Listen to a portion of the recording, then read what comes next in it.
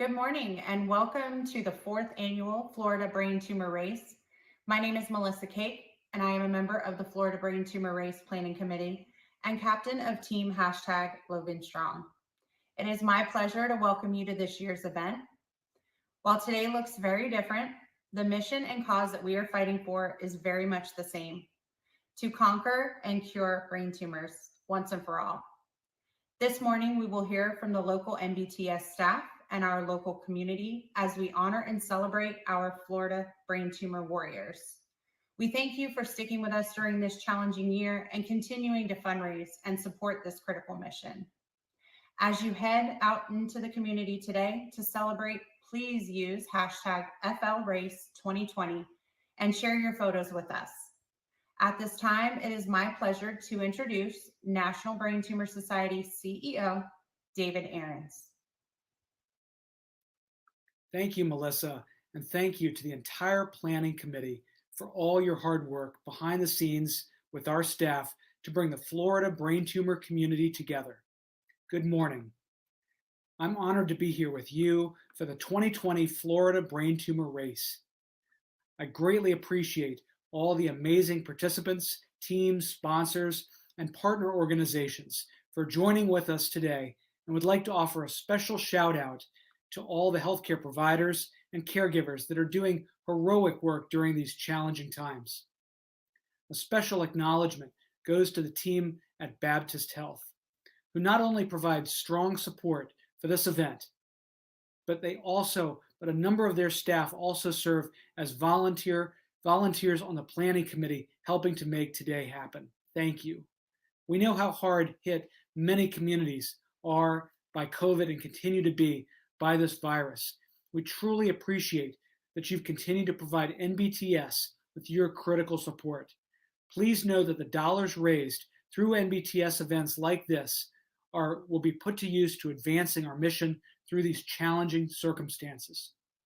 In addition to research and advocacy, this includes providing support and navigation to the community, to patients and their families. We have the resources specifically able to address treatment needs and the questions brought on by brain tumors and COVID-19. Just as you are here for us, we are here for you. We are in this together. Now is such a critical time to put the pedal down to reach our mission. We know that a brain tumor diagnosis is also a crisis, and patients live from MRI to MRI. We cannot let anything hinder our mission, not now and not ever. We must provide care and support and make sure patients feel safe and are protected during this pandemic. We have a long way to go, but hopefully light is at the end of the tunnel. We also must continue to raise our advocacy voices to make sure the needs of the whole community are reflected in our national policy priorities. We do that through events like Head to the Hill. And we must drive research forward towards better treatments and cures. Got to keep research going. There have never been more promising scientific opportunities to beat brain tumors than right now. Thanks to your fundraising, we've progressed brain tumor research that will help children and adults with all kinds of tumor types. In the last 10 years, thanks to research and advocacy efforts supported by the National Brain Tumor Society, there are new, clear treatment strategies, clinical trials for all kinds of brain tumors that have emerged, and for biotechnology companies to follow.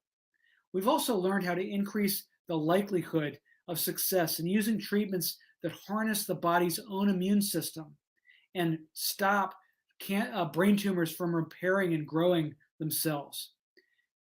One of the biggest innovations in brain tumor history was launched just last year and has expanded this year, called GBM Agile, the most innovative clinical trial in brain tumor history. And it's because of you. And because of your support, your fundraising, you've helped NBTS get ready to launch new clinical trials next year. We can't thank you enough for this kind of support. And I sincerely appreciate everything you've done to bring forward the Florida Brain Tumor Race. None of this work would be possible without all of you. So please visit us through our web, through social media, by contacting Ashley Brennan and our terrific staff. And we welcome the opportunity at any time to connect. And we The best way, of course, is by phone so we can actually talk to each other and get to know each other even better. And hopefully, someday soon, we can have the best. And that would be getting together in person again, getting together with you. Love to see you. So thank you for being such a strong and important and enduring part of Team NBTS. You're critical. Now it's my pleasure to welcome and introduce your staff partner from National Brain Tumor Society, Ashley Brennan. Ashley, take it away. Thank you. Thank you so much, David, for the introduction. Our community is so grateful for your leadership, especially during these unprecedented times.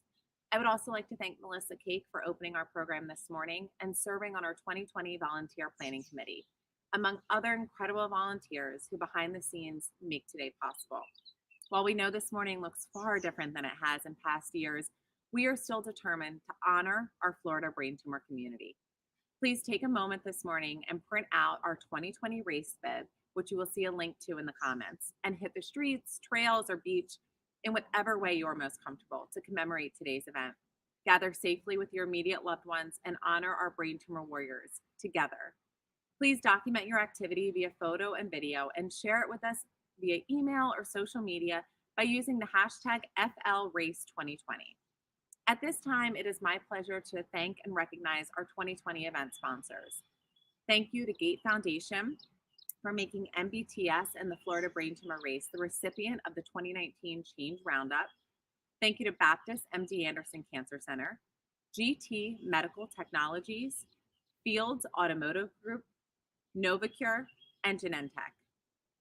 Before we hear from our partners at Baptist, I would like to remind all of you that there is still time to register and solicit donations. The website will close on Monday morning for both online registration and individual incentives. Please note that all registered participants will receive a t-shirt via mail in the coming weeks.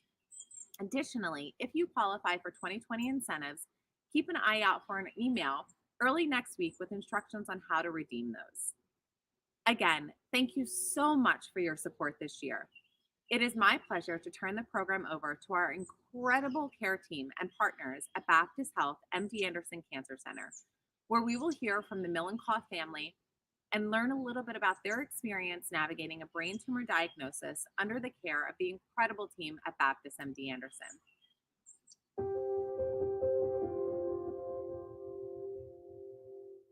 From the very beginning, Bender had a mind of his own. He just was very confident and very sure of himself, very curious. And his curiosity is something that served him well. When you're in high school and your favorite class is physics and AP calculus, you know that those are some unique talents that not everyone has. Bender's actually named for his grandfather, Thomas Bender. My grandfather was a shipbuilder.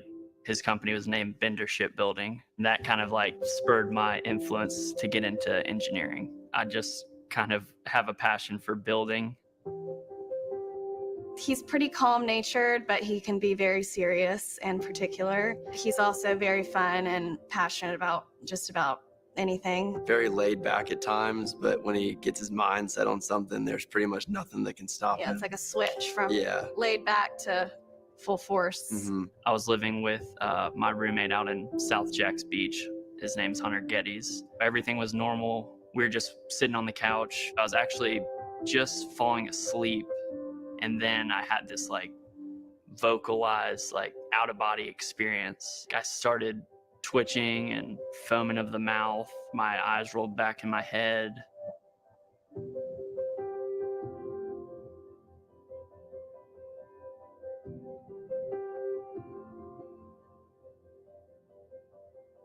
I spent the night at Baptist Beaches, and the next day they took an MRI, and they discovered then that I had a brain tumor.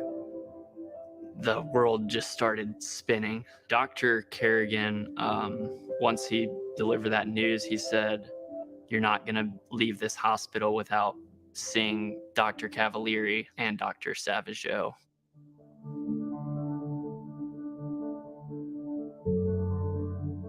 The brain is very regional. It's all about location. When a tumor is near an eloquent part of brain or a part of brain that has important function,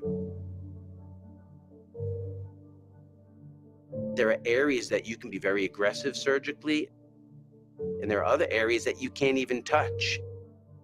Bender's was right next to one of those latter areas that we couldn't touch.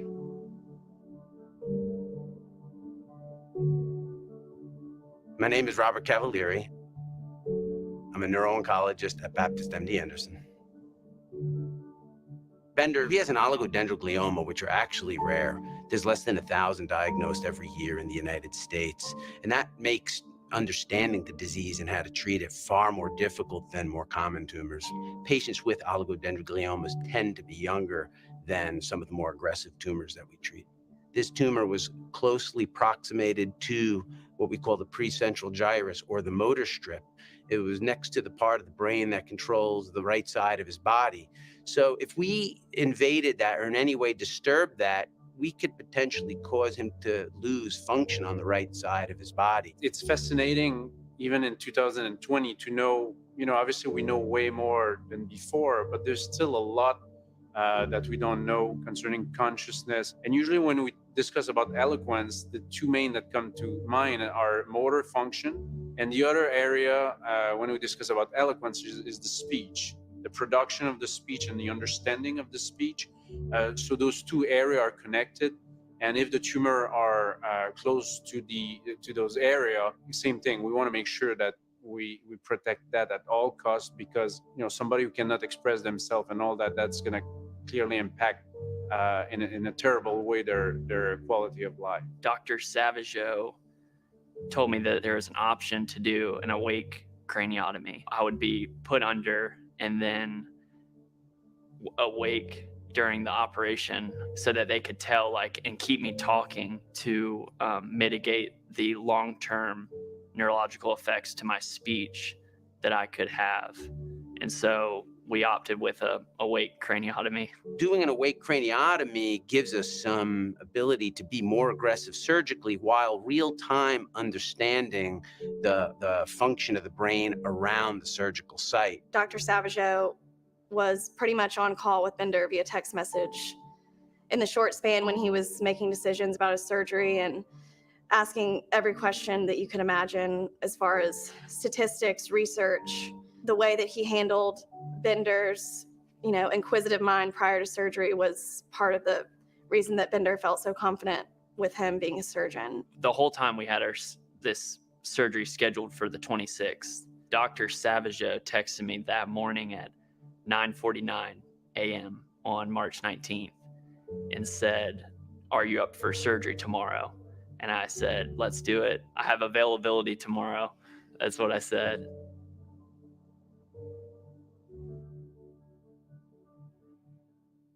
The hospital was so quiet. There was barely anyone walking around. I went into the waiting room and Bender was getting prepped. Margaret Blanco came in to see me, the nurse, and I had not met her before. And she spoke with me and helped me feel more comfortable. Margaret Blanco, I have known at least of her for the last 7 or so years. Jacksonville is a small town, and a family friend of theirs made me aware that Bender had chosen to get his care at Baptist. When Carlton got word that I worked here, she was all over it and so excited that plans had been made for me to be in on his surgery. Margaret walked into the room and I recognized her name tag. And I was like, "You're Margaret Blanco. You're Carlton's friend, right?" And she was like, "Oh my gosh, yeah. I couldn't tell you the night before, but I knew that I was going to be your neuro nurse." I knew that immediately God had a plan for me that day, and that he was going to take care of me. And I was rolled into the operating room and she asked what kind of music I would like. And I said Southern rock. And then the first song that came on was Sweet Home Alabama.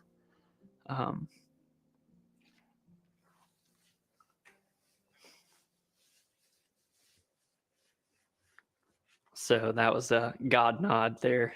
He was immediately relieved because that is one of his favorite songs, and Alabama means so much to him. My dad went to the University of Alabama, and we grew up an Alabama fan. The whole family did. My sister decided to go there, and so I decided Alabama's, the only way to go. We play that song, Sweet Home Alabama, throughout my childhood, throughout, my years growing up, and that was just so special to me. Bender was put to sleep, and I held his hand throughout the entire process. I think it was probably quite calming for him to have someone that he kind of knows to some extent. For the craniotomy, when we do the incision and open the skull, the patient is asleep. Then we wake them up when the opening of the skull has been performed, when the envelope of the brain has been open. At that point, the team makes sure that when instructed to, they have Bender talking or do different exercise, so we can make sure that when we're getting in close proximity to the speech area, that he's talking properly. It was kind of surreal being awake during the operation. I had like a plastic tarp over my head. And then I remember saying the Lord's Prayer. I remember saying the Pledge of Allegiance. I remember saying green eggs and ham. Just kind of like Margaret walking me through some simple words. Can you say the Lord's Prayer? Our Father. Our Father, who art in heaven, hallowed be thy name. Thy kingdom come, thy will be done, on earth as it is in heaven. I was in charge of talking to Bender about anything and everything, whatever I could to keep him talking about Bender's first hole-in-one. We talked about Bender's love of the outdoors, hunting. We talked about all the times Bender's gotten in trouble. He, did the Pledge of Allegiance, surprised us, if I remember well, saying it in Spanish as well. Had the ability to FaceTime my mom, and my mom didn't even know that was coming. So she kept her composure and was able to stay poised. I had no idea that I was going to be FaceTiming with Bender. So when they told me that, I immediately called and texted with Jeff and Carlton and Sam and said, what should I talk about? So I'm just trying to focus on his face. You could see the surgeon's hands going in and out. And I was able to talk to him for 50 minutes, which was incredible. It was intense, but I'm thankful I was able to do it. We closed the envelope of his brain, positioned back the bone that we had open, and then we got an MRI, what we call an intraoperative MRI. The last thing we want is to get out of the operating room and realize that we left a piece of tumor. So we proceed with an MRI, which we were quite pleased with. After the MRI was performed, I went and tell his mom that the MRI was looking really good, and we're quite pleased with the result. And macroscopically, there was no evidence of residual tumor. Everything looked pristine. We were thrilled when we woke up the next morning and we saw the post-op studies, and there was a big hole where the tumor was, and there was no visible evidence of any residual disease. And he was doing fantastic with really no impairment. I only spent 2 nights in the hospital. I had full range of functionality, but then my speech was really, really slow. My recovery was spent just flipping through our family picture books right there and, saying watermelon or crazy Uncle Frank. Yeah. Mimi. Mm-hmm. Lavo. Yep. What about this? Hula hoop. Yep. So it really took 2 weeks before I could even say like a sentence. During the recovery process after the surgery, my first night back, I did some like projectile motion physics problems. I couldn't say anything, but I could write some stuff down.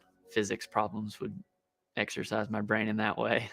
I think he was frustrated for a while. Yeah. I just kept saying, you're speaking better and better. It just takes time. And we do phone calls with him, with people. But he just wanted to, faster and faster. I kind of try to treat him like normal, just in general. I feel like it kind of gets tiring of everyone, treating you like you just had something traumatic happen, even though he did. I'd make jokes with him and mess with him the same as I did before the surgery. And then he did he had those worksheets he would get. I think he got from Margaret, is like compound words, it'd be race, car, and then you race car. Seems simple, but obviously wasn't to someone who just had a brain surgery. They had told us to keep him talking, so we tried to make that as fun as possible. My dad had him list as many curse words as he could remember. I think like within the first 24 hours of him getting back. That was pretty funny. It probably took 2 months really before he really spoke pretty normal. We would still notice it some, but most people wouldn't notice it. But I think it was frustrating for him. The whole experience has brought our family closer together. My family has been so supportive of me and always there for me, from the seizure to the surgery, and instrumental in my recovery process. I think it just puts everything into perspective. It's amazing because Bender's so grateful for a new perspective.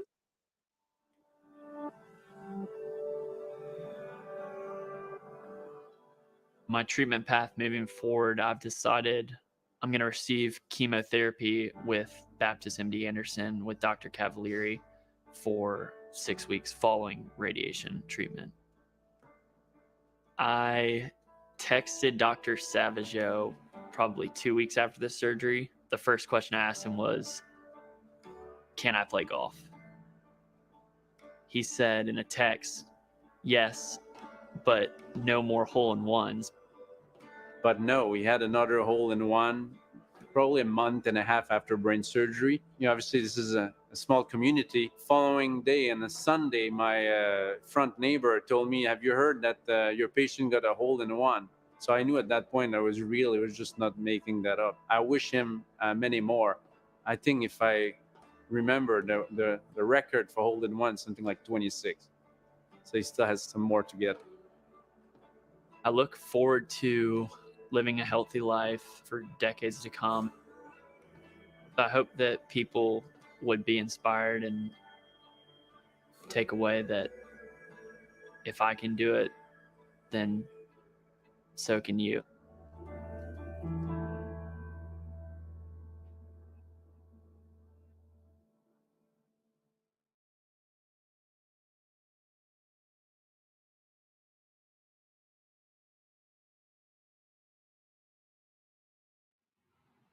Thank you so much to the Millenkoff family and Bender for sharing your story.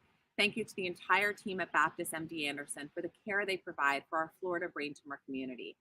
At this time, we are going to hear from some of our FLRace teams, and then we'll turn the program over to Dr. Kirk Tanner, Chief Scientific Officer with the National Brain Tumor Society.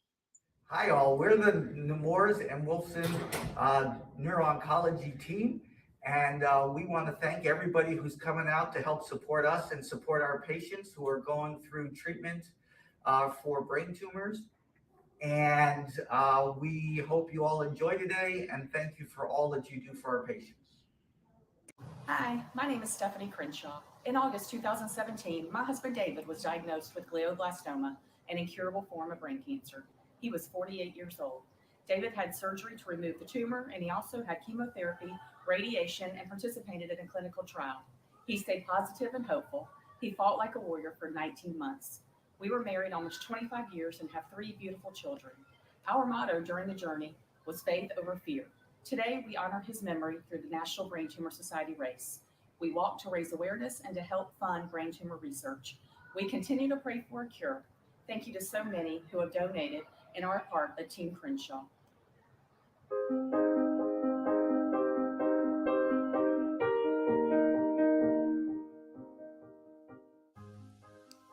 Dustin loved running. We were high school sweethearts together for 13 years. Our son Michael was born just 8 months before Dustin was diagnosed with GBM brain cancer. Michael was his reason to fight. We lost Dustin just 8 months later. He was only 29.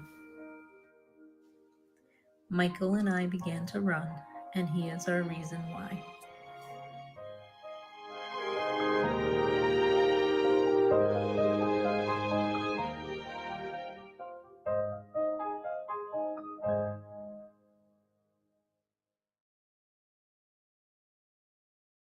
Hi, my name is Sharon, and I am the team captain for Radiation Redhead. And yes, you can guess that would be me. I am a 2-time survivor.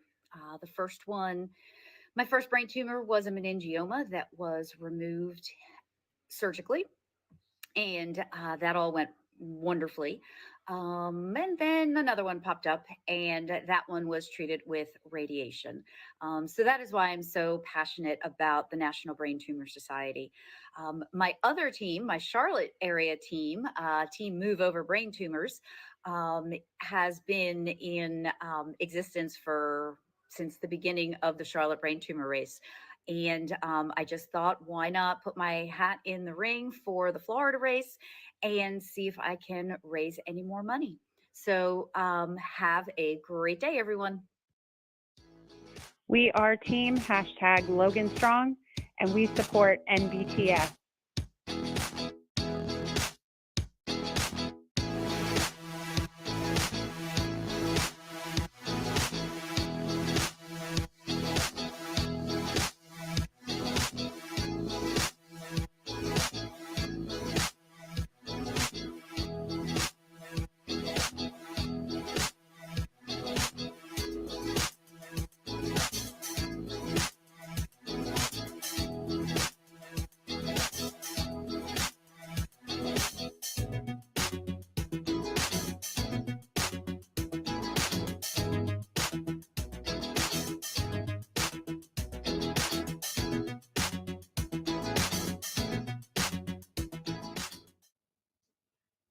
Hi, my name is Logan Cake.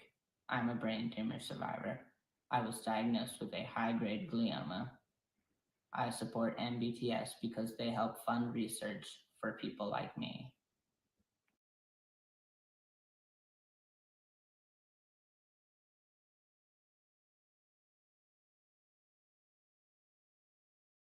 Thank you to the entire Florida brain tumor community for your really outstanding support. I can't emphasize enough how important your support has been, continues to be, and even is more so in these times, as we advance research and new potential treatments and medicines to brain tumor patients. It's really your efforts that make this exciting progress possible. So what I'd like to do is to kind of share with you some of those progress points that we should be most excited about. And really, it's that now is the time that we're really doubling down on translating the past decades' groundbreaking breakthroughs in understanding the complex molecular genetics and really complex biology of brain tumors, and moving that to developing new treatments and medicines for brain tumor patients. NBTS flagship funded programs, Defeat GBM and Defeat Pediatric Brain Tumors, really provided the foundation for our new funding platform called Defeat Brain Tumors. And now there are really different therapeutic classes or types of drugs that are now ripe and primed to be tested in brain tumor patients, and our funding is going to help accelerate that. And so we're really focused in on 4 different therapeutic classes of drugs. And we think these are the ones that have the most potential. And the first of that is called immune therapies or immuno-oncology drugs. And really, this is all about harnessing the patient's own immune system to attack and kill the brain tumor. And what we're finding out is that timing and combinations are really important. The next class I'd like to talk about are called DNA damage repair inhibitors. And this is really one of the most exciting areas. It's could rival the potential of immune therapies. And they're really, there's a stable of drugs that are either approved for other indications, in the case of PARP inhibitors, or in early development. And there's really excellent rationale for brain tumor patients. And so it's all about marrying the right target to the right drug, having intelligent clinical trial design, and then good trial execution to do this in an efficient way. Another emerging area is called tumor metabolism and metabolic codependencies. And this is about finding the Achilles heel of the brain tumor and then targeting that and finding the right drugs to treat patients. And then finally, this class of precision medicines. And this is about really understanding the specific mutations in each patient, and then utilizing that information to match up with the right class of drugs, the right drugs, and then utilizing biomarkers to actually design clinical trials and design new medicines. So I think you can see why there is cause for optimism, but there's so much more work to do. And again, thank you for your support and for being a part of the greater MBTS team. I'm really honored and humbled to work with each and every one of you, and I look forward to working with you in the future. So thanks again. Right now, I'm going to kick it back to Ashley Brennan to close out our program, and I hope that everybody has a wonderful race day. Thanks again.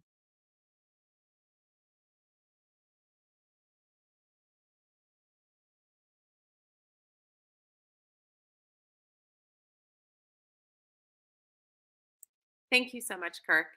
At this time, it is my pleasure to introduce all of you to Katie McCallum from Team Gellerstedt, here with us this morning to present the 2020 Bill Gellerstedt Spirit of Determination Award. Immediately following the award, we will take a walk down our virtual mission mile and then wrap with our 2020 remembrance ceremony for those of you who wish to attend. Before I turn it over to Katie, I would like to take one more opportunity to thank the entire Florida Brain Tumor community for your support again this year. Thank you so much and enjoy the day. Thank you, Ashley. It is my family's honor to present the annual Bill Gellerstedt Spirit of Determination Award. Bill was a man of strong faith that loved others deeply. He was determined to not let his brain tumor define him, but to be sure others knew the love of God despite the crisis he was living through. He was a fun and loving person that others just wanted to be around. His strong love to share his faith and be with his family made him determined to fight his battle with glioblastoma. Bill would certainly say that his longevity with the worst genetic makeup of this tumor was only by the grace of God. Thank you for those of you who have donated to the National Brain Tumor Society in honor of Bill Gellerstedt and so many others.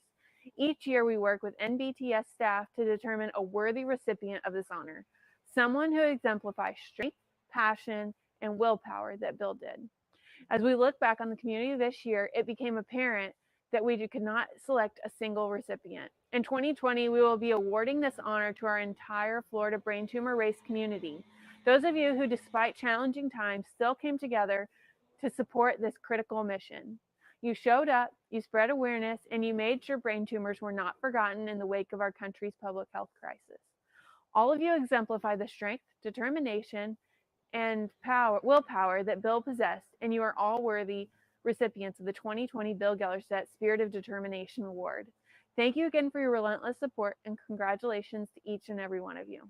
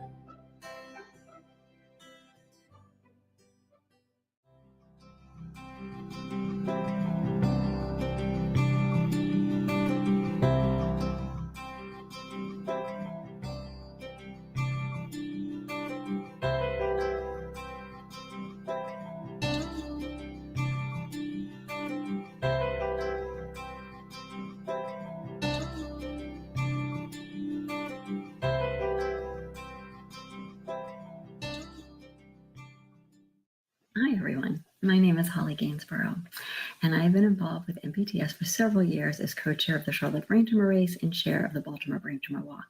I'm thrilled to be a part of MBTS as a volunteer, and I am so honored to be a part of today's events and leading your remembrance ceremony. I do want to take a moment before we begin to thank the National Brain Tumor Society staff, especially Ashley Brennan, and the Florida Brain Tumor Race Planning Committee for all the hard work that went into today's event. It is not easy to do a virtual program, and they continue to do it with such grace and seamlessly. I know that we are all very disappointed that we can't be together live and in person. This pandemic prevents us from being together and prevents a lot of things, and it brings up a lot of stuff for so many of us. So I do apologize that we can't be together. I wish that we could, but I hope that in watching the event and participating as walkers, runners, whatever you chose to do today, that it did bring great meaning to your own lives. And I know that while it is extremely exhilarating and there's so much joy and hope in this morning and watching everything and all the excitement, that for those who have lost a loved one to a brain tumor, there's also grief, there's also pain, there's this missing.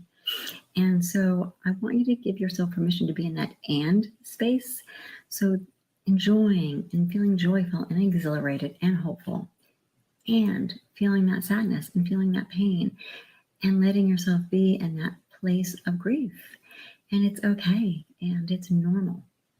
And so as we move forward with this ceremony, I do want to thank you, and I want you to remind yourselves of all that you have done today, that you've shown up, that you walked, you ran, you raised money. You may have been a team captain. You may have been a member of a team, or maybe you're even on the planning committee. You are honoring your loved one in the most beautiful way. On behalf of them, you are raising money and doing what we can and what you can to find new treatment options and to find that cure. So thank you, and thank yourselves. When this day is done, look in the mirror and say thank you. Remind yourself of who you are and what you've done on this really magnificent day. So I thank you for that. I come to you not only as a grief educator and mindfulness practitioner, but I also come to you as somebody who has experienced the loss of a loved one to a brain tumor. My late husband, and here's a picture of Stephen right there with our children. Now this picture's a very long time ago because our children are in their 20s now. Stephen was diagnosed in February of 2009 with GBM. And he died on December 11th, 2010. So I'm coming up on, in a week, on his 10-year anniversary, which is pretty crazy because 10 years, as we all know, can feel like yesterday. 10 years can feel like a week ago, a month ago, just a second ago. So I hold space for myself, honoring my grief, honoring my beautiful memories, and I hold space for you as you honor your grief and your beautiful memories, knowing that while our loved ones are no longer with us, they are in our hearts. They can never leave our hearts because those relationships can never truly end. It's just impossible. So put your hand on your heart. Just take a moment. Take a deep breath in. And release. Yes. Put your hand on your heart, knowing that in your heart is where that relationship will always be. Always. Forever. I'm going to get ready to read a poem to you, and I hope that you'll sort of follow along. It's called We Remember Them, and each time I say we remember them, feel free to chime in and say it with me wherever you're sitting. If you're by yourself or with a group, maybe your group will say it with you, and to follow along as you are able. Also, type in your loved one's name on your keyboard. Just type in their names. Let us know who you're remembering. Let us know whose memory you are honoring on this day so we can honor their memory with you, and we can be of comfort and support and be fully present with you as you name them. I do want to light a candle in memory and in honor of our loved ones. And for me, the significance of the candle is to always remember that their light can never be extinguished. Their light shines around us, in us, always and forever. And not only that, but we are the light. We are the light for ourselves and for others, and we are the light for their memory. So this light can never be diminished or extinguished. And hold that light. So I'm going to get ready to read the poem. Again, please share your loved ones' names with us. And again, as you hear me say we remember them, feel free to read along with me. At the rising of the sun and at its going down, we remember them. At the blowing of the wind and in the chill of winter, we remember them. At the opening of the buds and in the rebirth of spring, we remember them. At the blueness of the skies and in the warmth of summer, we remember them. At the rustling of leaves and the beauty of autumn, we remember them. At the beginning of the year and when it ends, we remember them. As long as we live, they too will live, for they are now a part of us, as we remember them. When we are weary and in need of strength, we remember them. When we are lost and sick at heart, we remember them. When we have joy we crave to share, we remember them. When we have decisions that are difficult to make, we remember them. When we have achievements that are based on theirs, we remember them. As long as we live, they too will live.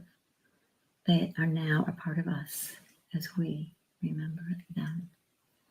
And we remember you, and we thank you, and we honor you, and surround you with love and light as you sit in the space of grief. Thank you.